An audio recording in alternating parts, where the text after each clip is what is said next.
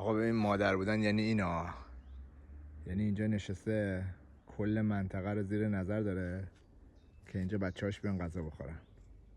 یعنی ظرف غذا رو اینجا گذاشتن، خودش اینجا وایساده، حواسش هست کسی نیاد که بچه‌هاش بیان اینجا غذا بخورن. نکن مثل عقاب نشسته اونجا، همه جا رو میپاد. ببین همه جا رو نگاه میکنه که کسی سمت بچه‌هاش نیاد. فقط من میذاره بیام سمت بچه‌هاش، یعنی یک کسی دیگه اون دور ببینه یه بغبغ میکنه، اینا در میرن. بچه‌ها میان یواشکی اینجا غذا رو برم دارن میخورن میرن.